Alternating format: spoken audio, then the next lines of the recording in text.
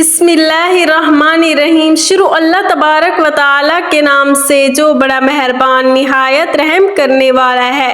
من فتح بن رمسیس ثانی بحر احمر میں غرق ہونے والا فرعون جس کی طرف سے حضرت موسیٰ علیہ السلام کو نبوت دے کر بھیجا گیا۔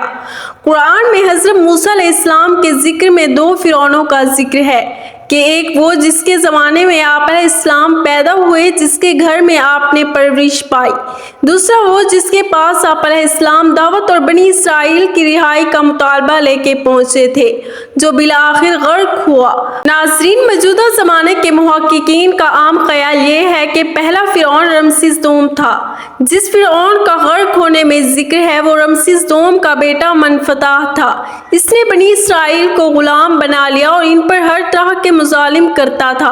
1991 کے قبل مسیح میں جب فرعون مصر نے موسیٰ علیہ السلام اور ان کی قوم کا پیچھا کیا انہیں ختم کر دے، اور اچانک ایسا مقام آیا کہ آگے صرف سمندر تھا، پیچھے فرعون کا لشکر، بھاگنے کا کوئی راستہ نہ تھا، تب اللہ نے حضرت موسیٰ علیہ السلام کو حکم دیا کہ اپنا عصا مبارک سمندر میں مارو۔ انہوں نے ایسا ہی کیا اور دیکھتے ہی دیکھتے سمندر دو حصوں میں بٹ گیا۔ اتنا لمبا راستہ بن گیا کہ پوری بنی اسرائیل قوم اپنے مال و اسباب سمیت یہاں سے گزر گئی، مگر جب فرعون مصر نے جو کہ خود کو خدا کہتا تھا اس کے لشکر نے گزرنے کی کوشش کی تو سمندر واپس آ کر مل گیا۔ جیسے پہلے موجود تھا وہ سارا کا سارا لشکر فرعون سمیت غرق ہو گیا۔ اس طرح سے ڈوب کر مرنے کے بعد سمندر نے صرف فرعون کی لاش کو سمندر سے باہر پھینک دیا، جبکہ باقی لشکر کا کوئی نام و نشان نہ ملا، اور یوں ایسا ایسا کر کے وقت گزرتا گیا۔ ناظرین، مصریوں میں سے کسی شخص نے ساحل پر پڑی اس کی لاش کو پہچان کر موجودہ فرعون کے دربار میں بتایا، سو فرعون کی لاش کو محل پہنچایا گیا۔ درباریوں نے مثالیں لگا کر اسے پوری شان و شوکت اور احترام سے تابوت میں رکھ کر محفوظ کر لیا۔ کمال کا اتفاق ہے کہ پوری زمین پر اس وقت صرف ایک ہی وہی قوم موجود تھی جسے مثالیں لگا کر لاشوں کو محفوظ کرنے کا ہنر آتا تھا۔ ایسا لگ رہا تھا کہ اس قوم نے اسی دن کے لیے ہی سب کچھ سیکھا تھا۔ فرعون مصر کی لاش کو مثالیں لگا کر محفوظ کرنے کے عمل کے دوران ان سے غلطی ہو گئی۔ وہ غلطی یہ تھی کہ فرعون کیونکہ سمندر میں ڈوب کر مرا تھا، وہ مرنے کے بعد کچھ عرصہ پانی میں رہنے کی وجہ سے اس کے جسم پر سمندری نمکیات کی ایک تہہ جم گئی تھی۔ ناظرین، مصریوں نے اس کی لاش پر نمکیات کی وہ تہہ اس طرح سے رہنے دی اور اسے ایسے ہی مثالیں لگا دیے۔ وقت گزرتا گیا، زمین و آسمان نے بہت سے انقلاب دیکھے، جس کی گرد کے نیچے سب کچھ دب گیا، حتیٰ کہ فرعونوں کی حنوط شدہ لاشیں بھی زمین کی تہوں کے اندر چھپ گئی۔ ان کے نام صرف کتابوں اور ان کی تعمیرات و شان و شوکت لوگوں کے ذہنوں کے اندر ہی رہ گئے۔ اس کے علاوہ ان کا بنایا گیا سب کچھ ختم ہو گیا۔ اس واقعے کے 2000 سال بعد اس دنیا میں اللہ کے آخری پیغمبر سرور کائنات حضرت محمد صلی اللہ علیہ وسلم تشریف لائے۔ ان پر نازل ہونے والی آخری کتاب کے اندر انسانوں کی عبرت کے لیے فرعون کے قصے بڑی تفصیل کے ساتھ بیان کیے گئے۔ اس سلسلے میں فرعون کے جسم کو محفوظ کرنے کے بارے میں ایک آیت نازل ہوئی، جس کے اندر اللہ پاک واضح طور پر فرماتا ہے کہ ہم تیرے جسم کو آنے والے انسانوں کے لیے عبرت بنا کر محفوظ کر لیں گے۔ اس آیت مبارکہ کی سچائی پر تمام مسلمانوں کو یقین تو تھا، لیکن وہ یہ سمجھنے سے قاصر تھے کہ خدائی کا دعویٰ کرنے والے کی لاش بھلا کہاں محفوظ کی گئی ہوگی، اسے کیسے عبرت کا نشان بنایا جائے گا، کون اس کی تصدیق کرے گا۔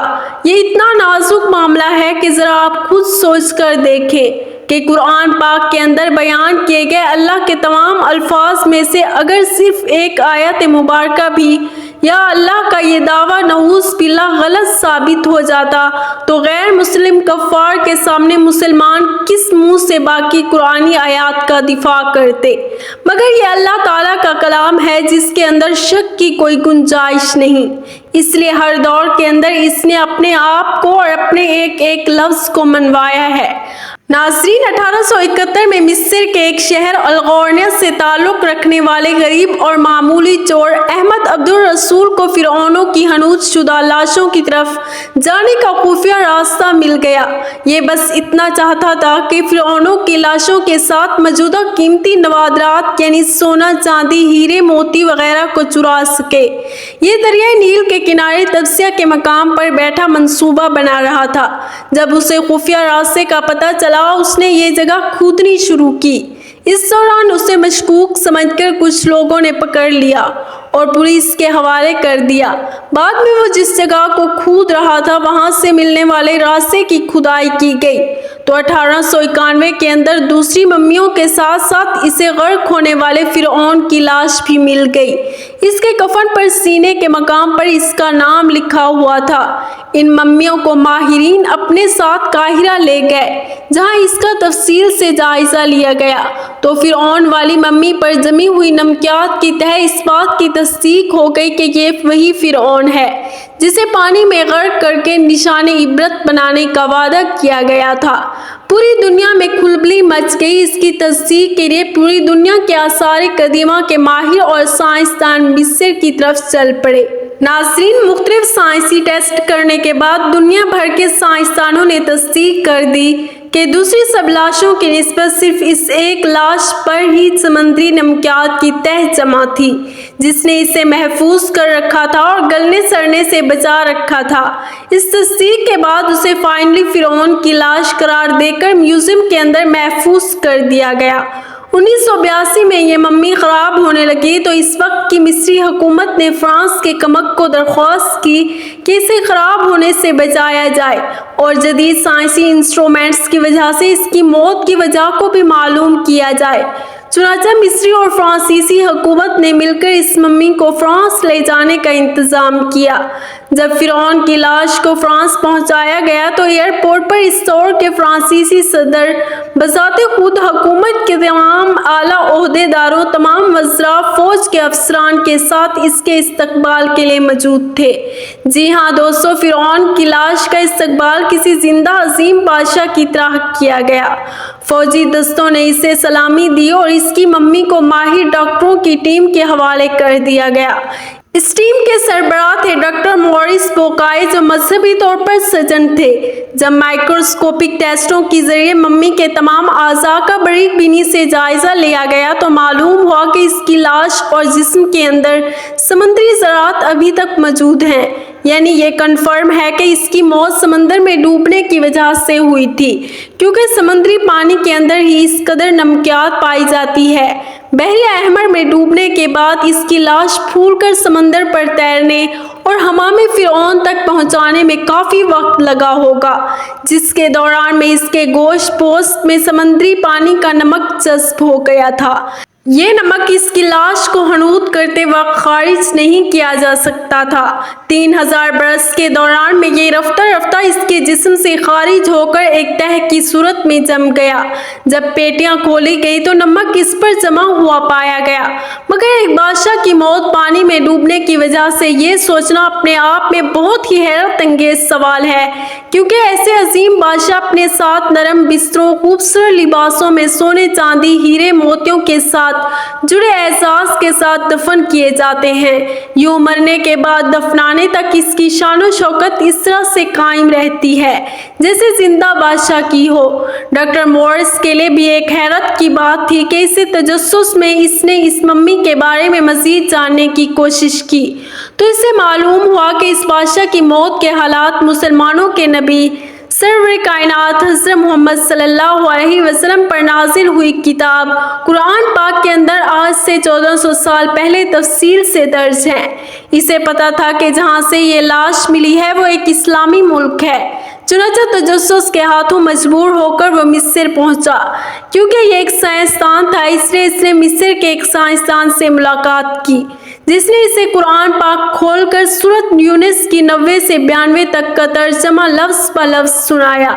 جس میں فرعون کی خدائی کا دعویٰ، اس کا پانی میں ڈوب کر مرنا، پھر پانی سے نکال کر اس کی لاش کو محفوظ کرنے کا وعدہ اللہ تعالیٰ نے واضح طور پر کیا ہوا ہے۔ ان قرآنی آیات کا اشارہ بالکل واضح تھا اور صرف ایک جانب تھا کہ تجھ میں مرنے کے بعد آنے والوں کے لیے محفوظ کر کے عبرت کا نشان بنا دوں گا۔ ڈاکٹر مورس نے جب اس قرآنی آیات کا ترجمہ پڑھا تو بے اختیار چلا اٹھا، بالکل قرآن سچی کتاب ہے، اس کا ایک ایک لفظ اور اللہ کے پیغمبر حضرت محمد صلی اللہ علیہ وسلم سچے ہیں۔ اس وقت کلمہ پڑھا اور مسلمان ہو گیا۔ قدیم مصر کے اس فرعون کو عام طور پر ایک جسمانی بادشاہ کے روپ میں پیش کیا جاتا ہے جو بڑے رعب و جلال والا اور مضبوط جسم کا مالک تھا، لیکن ایک طویل سائنسی تحقیق کے بعد اب اس کی اصلیت دنیا کے سامنے آ گئی ہے، کیونکہ ماہرین آثار قدیمہ، تاریخ دانوں، سائنس دانوں، میڈیکل سائنس کے ماہرین نے مل کر مصری شہر کے اندر فرعون کے مقبروں کے شہر میں موجود ڈھانچے پر جدید ٹیکنالوجی سے ریسرچ کی ہے۔ سپر کمپیوٹر کی مدد سے 2000 جسمانی نقوش کی مدد سے اس کے جسم کے خد و خال کی تصویر کو تیار کیا گیا تو معلوم ہوا کہ یہ فرعون قدرے نازک جسم کا مالک تھا۔ اس کا بایاں پاؤں ٹیڑھا تھا اور بیماری اور کمزوری کی وجہ سے وہ چھڑی کے سہارے چلتا تھا۔ اس کے باپ اور اس کے ماں کے ڈی این اے کے نمونے سے یہ ثابت ہوا کہ اس کا ماں باپ آپس میں بہن بھائی تھے۔ ماہرین کا کہنا ہے کہ اس فرعون کی جسمانی خامیوں، کمزوریوں کی وجہ بھی یہی تھی کہ اس کے ماں باپ کا آپس میں دراصل بہن بھائی کا رشتہ تھا۔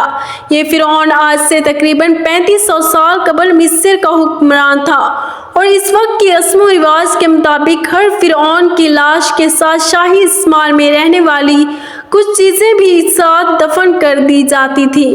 فرعون کی لاش عبرت کے لیے ایسے محفوظ کر کے دنیا کے سامنے رکھ دی گئی کہ آج انٹرنیٹ، اخباروں، ٹی وی چینلز کروڑوں اربوں انسانوں کی آنکھوں کے سامنے قابل ترس حالت میں موجود ہے۔